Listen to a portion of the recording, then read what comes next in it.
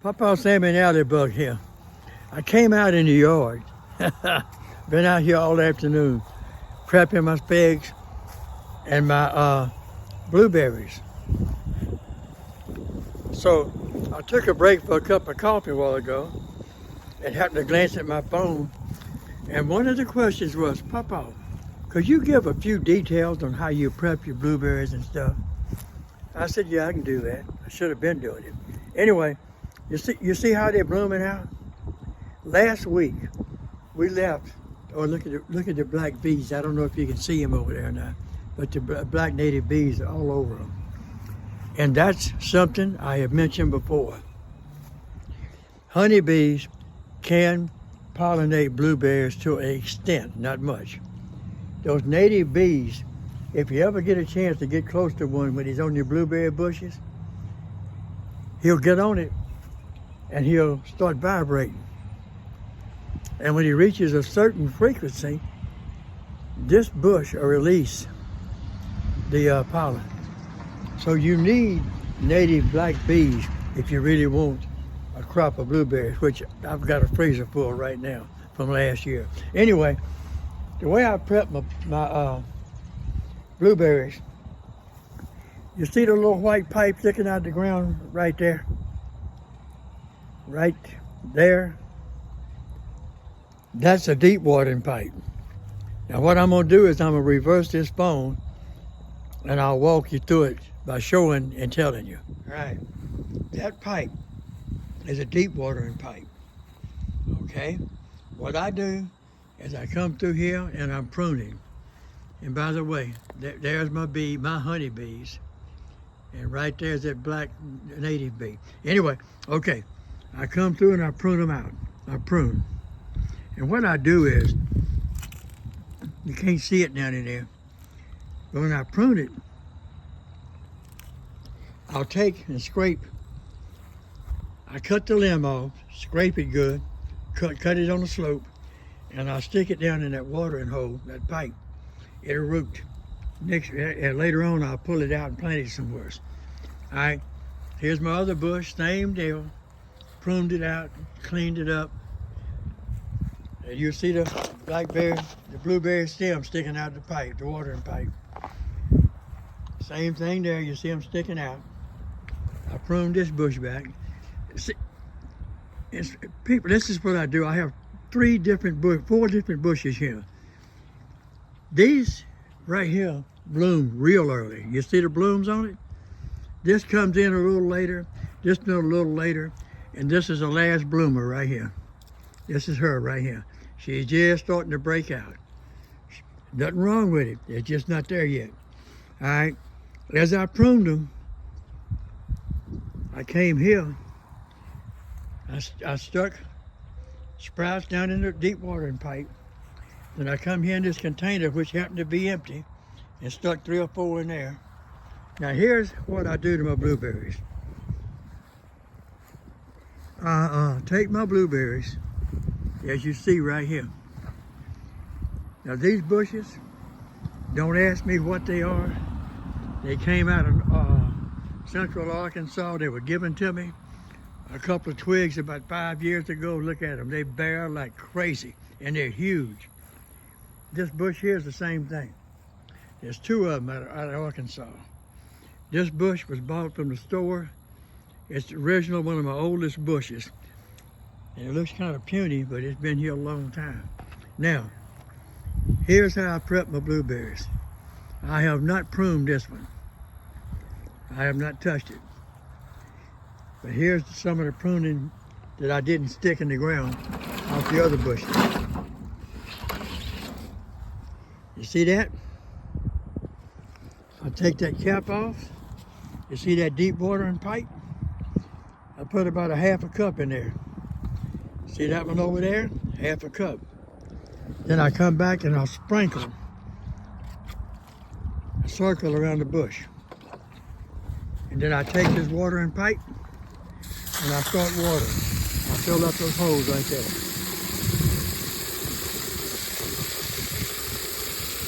All right, that dilutes that vinegar and it gets to those roots quick. That's how I raise the acidity on my blueberries. And people, it works like crazy. I guarantee you, I still got like a freezer full of blueberries. Anyway, the way I prune them, I come in here, I check them out carefully. I look them over, look at them. Any limbs that look dead or beat up, I take them out. And the thing is, like this, no, that's in the ground. I'm gonna leave that alone. That one goes all the way in the ground. Anyway, I'm gonna come in here and take some of this out. Leave that middle open. Leave it open. If you leave it open, it gets more air, less insects, and it just makes a better bush and produces more. Now, actually, I pruned these out pretty heavy. I'll take this out of there. This one right here, see growing up in the center? I'll take this one out of there, growing up in the center. And I'll come around looking. And like I said, any branches that's crossing, rubbing hard, they gone. Now this old bush, I don't know, I might just leave it alone. It bears pretty doggone good. But these two big bushes are the one I'm really concerned about. I take care of these babies. Now something like this with nothing on it, it's gone.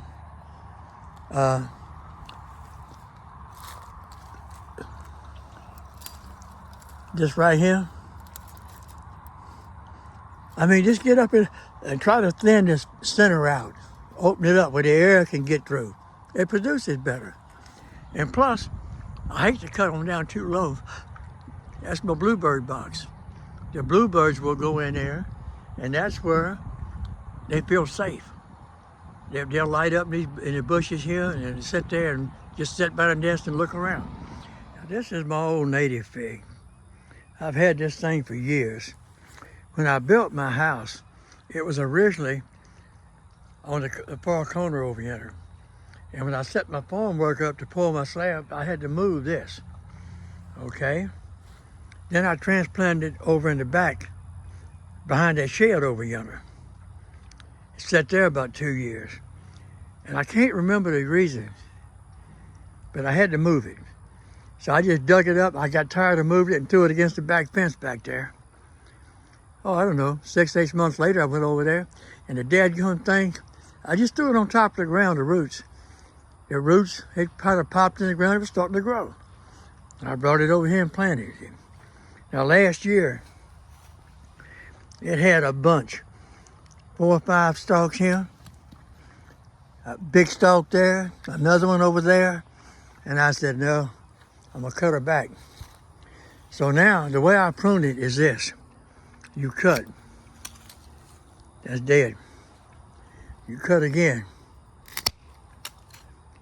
Well, this thing might be dead all the way to the ground. Yep, I got it, let me see something.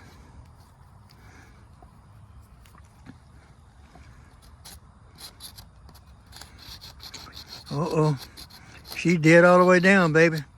I'll get my big shears and cut it. Knowing pigs that are more likely to come back.